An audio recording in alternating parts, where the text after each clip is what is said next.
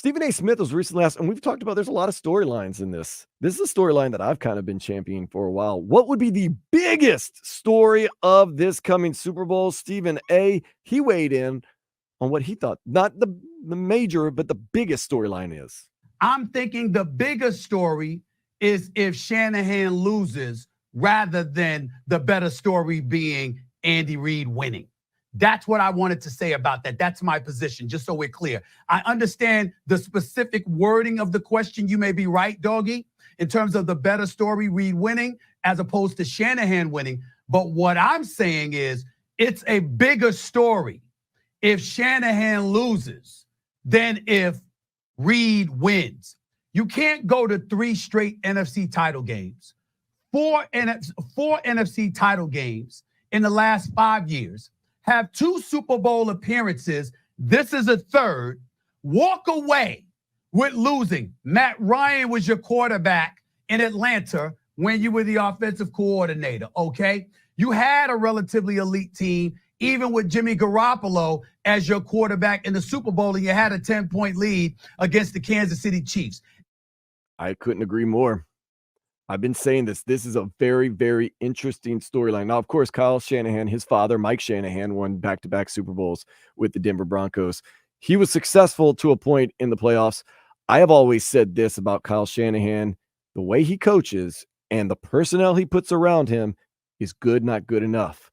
They'll get you to that NFC Championship game, which he's done a lot. Might get you to that Super Bowl. Might get you the lead in the Super Bowl. But there's a ceiling on him, what he does. 4 out of the last 5? 4 out of now last year, let's give credit where credit's due. They were on their 18th string quarterback. The quarterback did not know how to throw a forward pass. Deebo Samuel started playing quarterback at one point. No, listen, they all got hurt. But all right, but nonetheless, they lost to the Rams, and they had a 6-game winning streak against the Rams, and had the lead and lost to the Rams in the fourth quarter. Yep. They had the Kansas City Chiefs up against the ropes in the Super Bowl. I was watching that Super Bowl again this morning. They really did have the Chiefs beaten. I remember I was sitting next to Rashad Butler at a Super Bowl party at Dave & Buster's, and he told me, he's like, game's far from over. I was like, it's wishful thinking. San Francisco got this. Well, he knows more football than I do, obviously, but they had them dead to rights, and Kansas City won big. When I say big, 10. No, dude, they scored 21 points in the fourth quarter. Yeah. They won 31-20. Yeah. It was a 20-10 game in the midway through the fourth. So this year, Sands are seen Dan Campbell making a boneheaded call might not also be in the Super Bowl. He loses.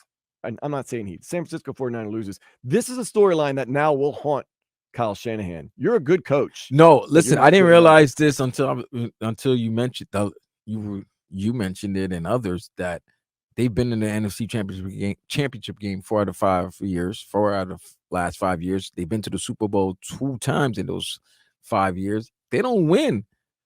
You're gonna start looking at Kyle Shanahan as one of the best head coaches who can't win the big one. As a matter of fact, he's going to be Andy Reid. He's going to be the new Big Red. He's going to be Andy Reid. Yeah. So he needs Patrick Mahomes. That's all he needs. He'll be all right. Well, we all know the problem with that.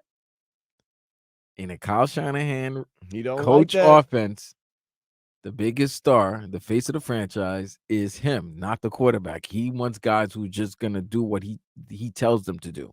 He talked about it all week. He's like, no shame in being a game manager. He should be happy about being a game manager. It's like, okay. But with the team that he has. I had Brandon Ayuk and George Kittle. But I'm saying, just if you put a Brady or Rodgers or any of those guys on those teams. Tua?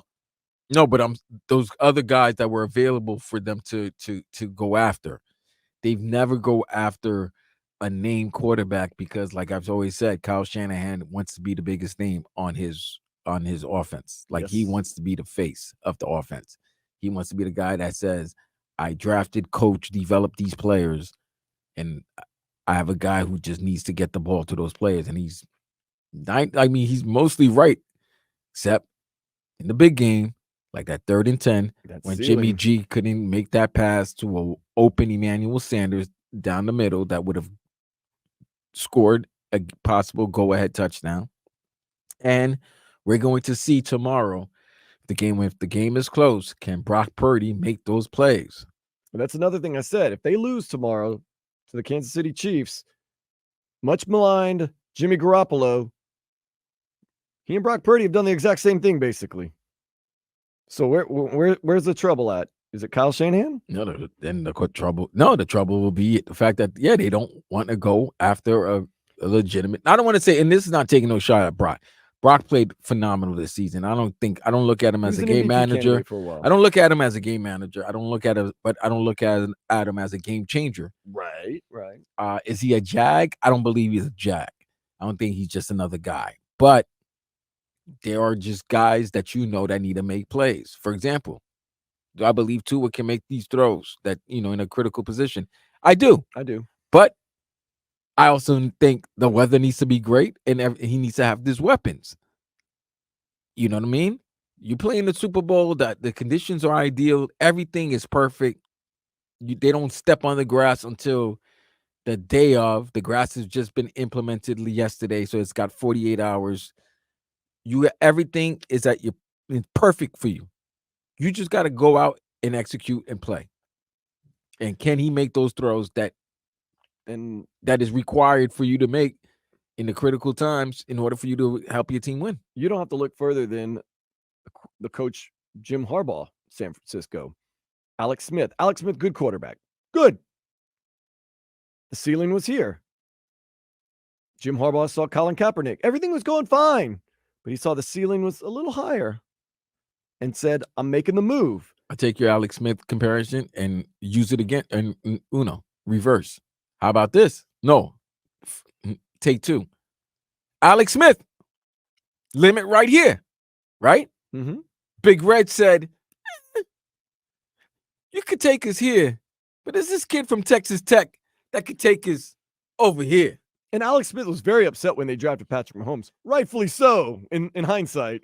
But think about it. I mean, you look at guy Alex Smith, drafted number 1 over Aaron Rodgers. Good quarterback. Great quarterback. Taking his teams to the postseason, championship games, everything. But you just know the limitations. And they got guys who were just a little bit more talented and a little bit more of a playmaker. And Colin Kaepernick was literally a throw away from winning the championship for the 49ers. It could have been Jim instead of John winning that Super Bowl. Right. And since Patrick Mahomes has been the starter of the Kansas City Chiefs, the AFC has been the Patrick Mahomes Invitational. True.